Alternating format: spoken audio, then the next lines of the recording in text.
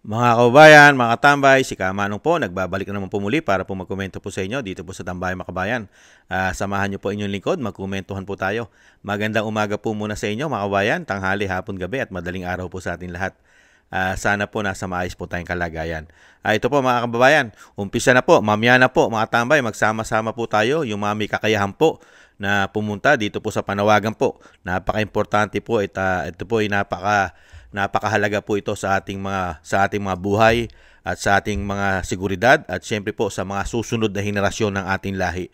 Ito pong gaganapin po na panawagan po ni Representative Barsaga, mga tambay, ni Kiko Barsaga. Mamaya na po ito sa Forbes Park po ito, sa Forbes Park, mga bayan. Ito po, pakinggan po natin si Kiko Barsaga. Ang panawagan niya po para po protesta po sa pagbabago ng ating bansa. Sa muling pagbabago po, mga kababayan. Pakinggan po natin si Kiko Barsaga. My fellow citizens, it is now time to fight back against corruption. For too long have our cries for justice fallen on deaf ears. September 21 was only the beginning, though from what I have observed, unfortunately the mass protests in September did not affect the Marcos administration, because they are far too detached to understand the severity of their crimes. And so, tomorrow, October 12, 2025, we will be protesting on the front doors of the greedy and corrupt. We will deliver the people's anger right at their doorstep. We will bring the frustrations of those who lost their homes to corruption to the homes of those who are corrupt. We will be protesting at Forbes Park. And before I end my speech, don't forget the essentials. Wear a hood to shield yourself from the weather, a mask to prevent the spread of diseases, and shades or glasses to protect your eyes from the dirt. Stay safe and God bless you all. Yan po mga tambay, ang panawagan po at ito po ay mamaya na po ito mga tambay, mamaya na po. Napaka-importante po nito na tayo po ay magkaisa at magkasama-sama. At huwag po tayong sasama mga kabayan sa mga binubuo po rin na protesta ng makakaliwa at mga grupo na binabayaran po, mga bayaran. Marami pong grupo dyan na nagpo-protesta daw kuno, pero bayaran po sila mga kabayan. At pakinggan rin po natin ang kapatid po ni dating Pangulong Duterte na nasa Dahid at si Sir Bong Duterte po mga tambay. Ang bunsong kapatid po yata ito ni dating Pangulong Duterte. Pakinggan po natin kanyang panawagan at pahayag. So, yung October 12 na yan, that will be probably the opening salvo. At sana magtuloy-tuloy na yan because, wala na tayong makuha dito sa gobyerno ni BBM. It's either he just graceful exit or whatever. But ang mga tao na ang dapat mag-effort na talaga dyan, it has to end. Maraming salamat po, Sir. Okay, Yan po mga tambay. Yan din po ang hiling po ni Sir Bong. I think ang kapatid po na dating Pangulong Duterte na sana po magtuloy-tuloy at magkaisa na po ang taong bayan para po sa ating kinabukasan at sa ating susunod na henerasyon. Kinabukasan po ng ating susunod na henerasyon at syempre po para po sa ating pagbabago at pagbabago ng ating bansa, mga kabayan. Dahil dinala po tayo sa grabe po. Lahat pala sila halos ngayon ay mga may issue ng pagnanakaw. Grabe. Lahat po sila ay mayroong insertion, sobra-sobrang pondo, mga kabayan, at nakukuha na komisyon sa pera ng ating buwis, sa buwis po natin, mga kabayan. Kaya po, kailangan po natin magkaisa at tapusin na po ang ginagawa po nilang ito na sana po ay maging mapayapa naman at hindi po marahas at madahas ang umiral, mga kababayan. At syempre, naandyan na rin po dahil po nga pati po ang men in uniform, hindi naman po lahat ang mga general, ang mga generals ay nasasangkot din yata sa anomalya ng korupsyon, lalo-lalo sa mga ghost project, mga kababayan. Di po ba? Pumutok na rin po. Kaya pala hindi tayo makakuha ng suporta sa mga men in uniform, lalo-lalo sa mga generals, ay sangkot din po pala, lalo-lalo po ang AFP na may pumuputok at talagang pinag-uusapan po ang 15 billion, mga kababayan, na sinasabing karamihan ay naging ghost project, mga kababayan. Kaya po ito po mga kababayan, mamaya po, magkaisa na po tayo mamaya. Mamaya po, today na po yan. Yung October 12 mga tambay. Tayo po ay pumunta na at talagang magsama-sama po tayo sa Forbes Park po mga tambay. Doon po tayo magkita-kita, lalong-lalo po ang may mga kakayahan. At syempre po, doon po tayo magsasama-sama at talagang kailangan nating kundinahin lahat. At hanggat maaari, mabago na mga tambay. Mabago na ang muka. Hindi na po natin kailangan ng mga pagmumukha nila. Mga kabayan, dinala po tayo sa kahirapan. Hindi po ba? Kahirapan, korupsyon at pamumulitika. Grabe po ang binigay po sa ating paglilingkod ng mga tao na yan. Unbelievable. Kaya tama-tama po ang sinasabi po ni Congressman, ni Representative Barsaga. Ito, ibalik tanaw po natin kung anong klaseng pamilya ang history ng mga tao na ito. Dahil noon pa ay talagang trabaho na po nila ang napakasarap na pamumuhay. Mga kabayan, sobrang sarap po. Talagang ang kanilang paglilingkod ay talagang buhay hari po, mga kabayan. Buhay hari. Ito po, tingnan po natin ang style po nila.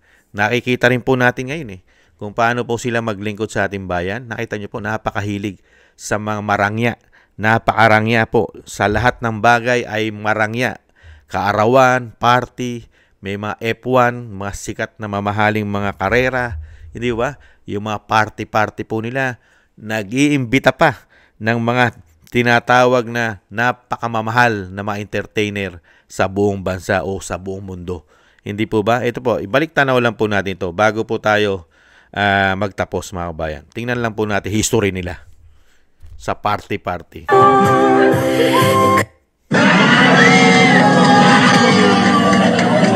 Extravagant parties on the presidential yacht, decadent by the standards of this Catholic nation.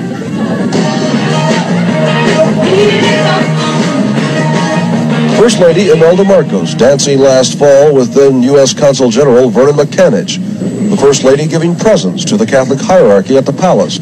Disaster and despair measured by the growing number of people who find their daily bread in the garbage dumps.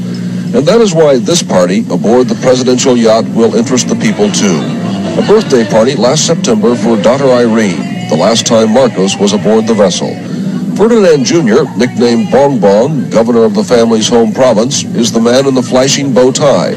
There was food and dancing and live music, including the revelers' version of a song that last year was a rallying cry to feed the poor. This version is memorable for its enthusiasm.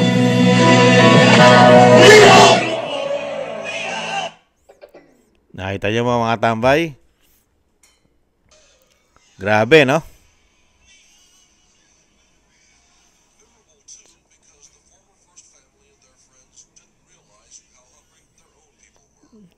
Yan po ang kanila pong style mga tambay at ang kanilang ginagawa. At yan ganyan po noon pa pala mga tambay, ganyan na pala sila noon pa. Napakahilig po pala talaga nila sa marangyang pamumuhay at syempre po lalong-lalo po sa mga party-party.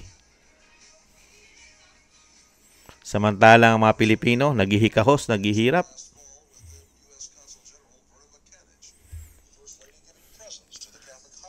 Grabe po mga tambay, ano? Yan. Nakikita po natin ngayon yan. Magmula po nung panahon ng kanyang ina at panahon ng kanyang ama, ay ganyan na po ang kanilang style. Lalong-lalo po sa mga party-party, mga bayan. Talagang grabe, grande. At talagang hindi matatawaran po. Pati po mga kilalang tao, mga sikat na tao, mga bayan. Meron pa mga entertainer, mga kinukuha pa sa Hollywood, mga bayan, ganyan.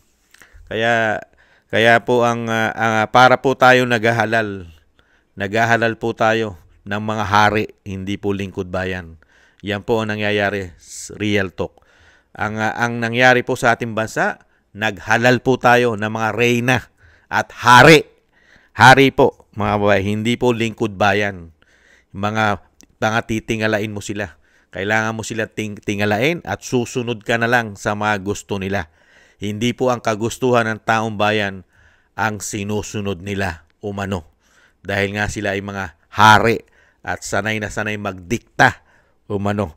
At syempre, kayang-kaya pong baliin, i-bend ang batas pagka sila na po ang nasa kapangyarihan. Naranasan po natin yan. kung paano po sila gumamit ng kapangyarihan. Hindi po ba? Lagi po ang kapangyarihan ay pabor. Pagka sa kanila, mga kabayan, easy lang at nalulusutan nila lahat ang dapat pong lusutan, lalo-lalo pagka issue na nila at sila na involved. Hindi po ba? Kaya po mga kabayan, yan, naisiningit lang po natin yan mga kabayan kung anong klase po. Mula pala noon hanggang ngayon, yan na po pala sila. At hindi na pala sila mababago sa kanila pong mga style. At syempre po, kung paano po sila maglingkod sa atin. Magmula pa sa ating ninuno at sa ating mga ama, magulang, ganun na pala. At nakita na po natin ngayon sa anak. Magmula sa ama hanggang sa anak, mga kababayan. At nakita rin naman natin at narinig na ang mismong anak ay naririnig na po. Naririnig na po ang kanyang ama. Mga kababayan, naririnig na. Nagsasalita. Ibang klase, no? Ibang klase. Matindi na po yata ang karga-karga umano, mga kababayan. Kaya po magkaisa po tayo, magsama-sama po tayo, mga kababayan. Today na po. Ngayong araw na po. Huwag na po tayong magpatumpik-tumpik. Kahit po may trahedyan dumarating sa ating bansa, isa pong malaking pagsubok po yan, mga kababayan. Kahit po mayroon tayong mga trahedya, pero ang bansa po natin, mga kababayan, hindi naman po nila kayang solusyonan lahat dahil sa nauubos lang po ang pera ng bansa. Kaya kailangan po yung tamang tao naman, yung tamang tao ang magpatakbo ng ating bansa. At least, hindi naman mawawala ang korupsyon, pero malaki ang mababawas sa mga korupsyon. Hindi po ba, mga kababayan? Maraming salamat po mga kababayan. Makita-kita po tayo at magkaisa po. Kailangan na po. Huwag na po tayong magpatumpik-tumpik, mga kababayan. Kasi magagawa po natin lahat at magagawa po ng bagong susunod na administrasyon ang mga tama at tamang pagtulong at suporta sa mga nangangailangan, lalo't higit sa nangyayari po sa ating kalamidad, mga kababayan. At syempre po, pati po yata kanina po, kahapon o kanina, meron din pong lindol sa may bandang norte, hindi lang po sa Baguio. Parang pati po ang Zambales ay tinamaan din po yata kung hindi nagkakamali inyong lingkod. Ingat-ingat po mga kababayan. Ingat-ingat po. At makakaraos po tayo at may awa po ang Panginoon na hindi po tayo pababayaan. Thank you po mga tambay. Makita-kita po tayo mamaya. At lahat po tayo sana ay magkaisa. At sa iisa po ang ating layunin. Ang mabago at mapalitan ang dapat palitan, mga kababayan. Thank you po. Sana gusto po natin tambayan mga kababayan sa YouTube at TikTok. At ganun din po sa mga nagko-comment, like, share, and subscribe. At sa mga subscribers po natin, thank you po. Sa mga nagbibigay po ng tulong at biyaya, maraming salamat din po sa inyo. At yung dasal at panalangin po natin sa pamilya Duterte na sila po'y maingatan sa kapahamakan ng ating Vice President at ang dating Pangulong Duterte at madugtungan pa rin po ang kanyang buhay at kalakasan. At siyempre po, mailayo po siya sa kapahamakan, mga kababayan. At siyempre, at makabalik po sa ating bansa. At ganoon din po mga kabayan, tayo po yung magdasal at manalangin na tayo po yung maingatan at ang ating buong sambayanan. Thank you po mga tambay. Ingat-ingat po. Kita-kita po tayo mamaya. Malapit na po mga kabayan. Ingat po kayo at sana po magtagumpay po ang katotohanan at siyempre po hindi manaig ang kasamaan. Maraming salamat. Bye-bye.